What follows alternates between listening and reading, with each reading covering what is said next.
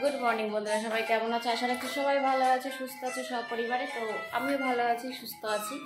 তো সকালবেলা যে জন্য ভিডিওটা করা আর কি, ভেবেছিলাম কোনো সকালবেলা ভিডিও হবে না, করিও তো না। বিশেষ করে বাবার বাড়ি থেকে আসার পরের থেকে কোনো ভিডিওই হয় না।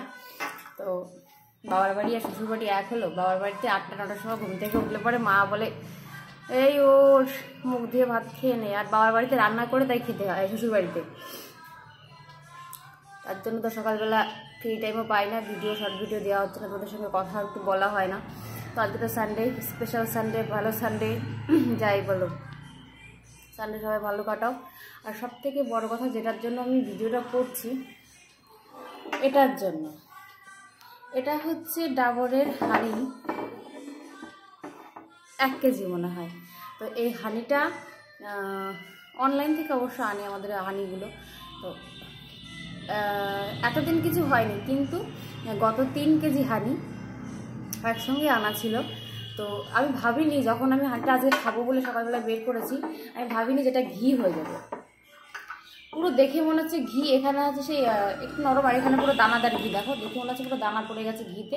আর যেমন পুরো একটা ঘির বয়াম যেমন থাকে তেমন। তা হানি যে এইভাবে ঘি হয়ে যাবে, আমি সত্যি বক্সটা খুলে আমি আশা করিনি।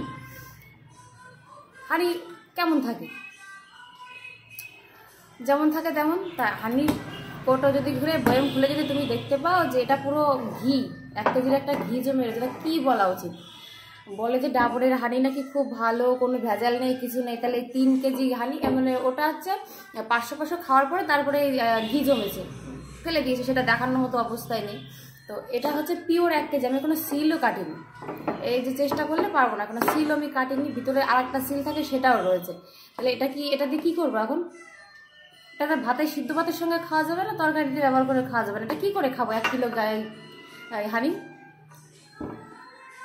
এই সকালবেলা একটুখানি হানি খাই, তা যদি এখন ঘিতে পরিণত হয়, তো খাবোটা কি?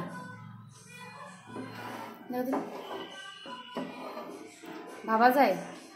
তাহলে এরা এই যে বলে যে ভেজাল ছাড়া, ভেজাল মুক্ত, তাহলে কি বিক্রি করে?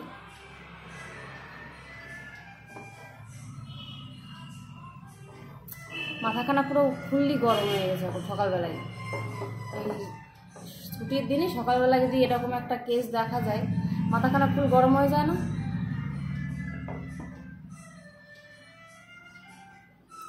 আর ঘি তো তাও একটু গরম দিলে গলে যাবে, এটা তাও গলবে না। কি করে খাবো আমি, সেই চিন্তায় মরে যাচ্ছে এখন।